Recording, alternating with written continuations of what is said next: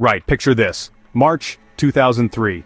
The air is thick with anticipation, a sense of impending change hanging heavy over the world.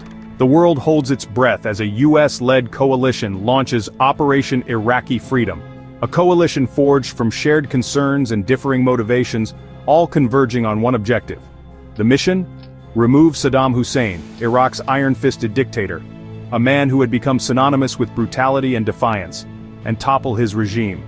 A regime built on fear, sustained by unwavering loyalty, and now teetering on the brink of collapse. Now Saddam had ruled Iraq with brutal authority for more than 2 decades. His grip on power was absolute, his methods ruthless. He survived wars, conflicts that reshaped the region and tested the limits of his power, uprisings, challenges to his authority that were met with swift and merciless repression, and countless assassination attempts, each failed attempt only reinforcing his paranoia and solidifying his resolve. But after 9/11, the US accused him of hiding weapons of mass destruction, WMDs, and supporting terrorism. Allegations that would ultimately serve as the justification for war. The pressure built. International scrutiny intensified, diplomatic efforts faltered, and the drums of war began to beat louder.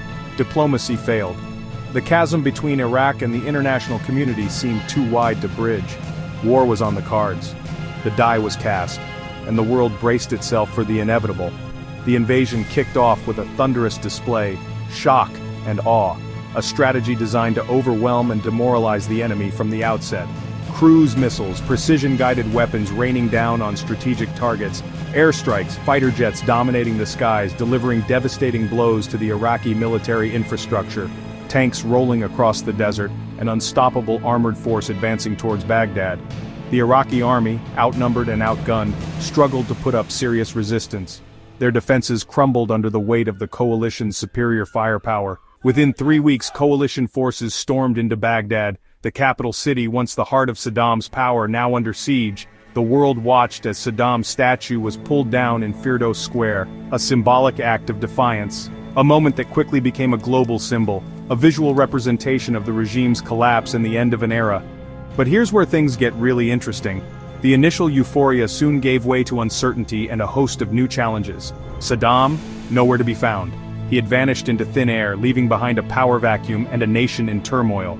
Rumors flew he's in Tikrit, his hometown and a stronghold of support. He's escaped to Syria, seeking refuge across the border. The world's most wanted man had vanished. A massive manhunt was launched, spanning across Iraq and beyond. American troops swept the country, conducting raids and searches in every corner of Iraq, interrogating anyone with ties to the regime, hoping to uncover clues that would lead them to Saddam's hiding place. It took months, but by December 2003, the relentless pursuit finally paid off. A tip led soldiers to a tiny underground hideout near Tikrit, a humble and unassuming hiding place for a man who once lived in opulent palaces.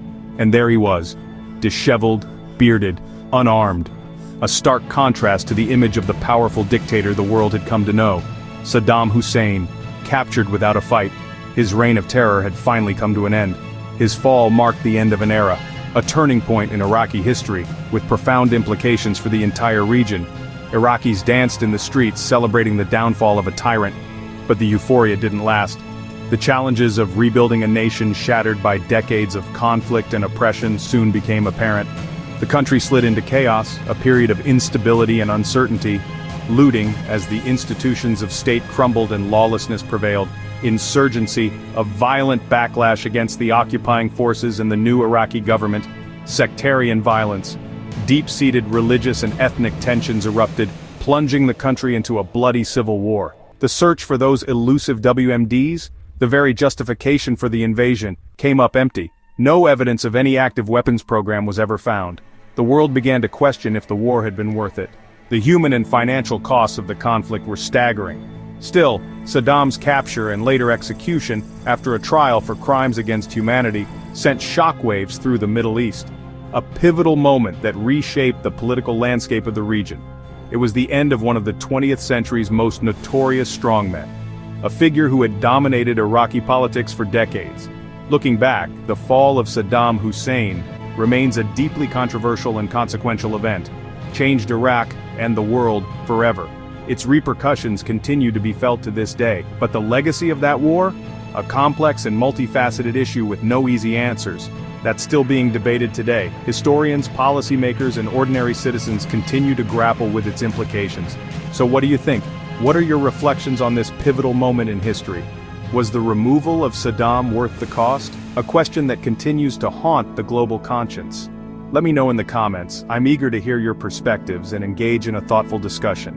And if you love a good history deep dive, don't forget to subscribe, join our community of history enthusiasts, and explore the past together.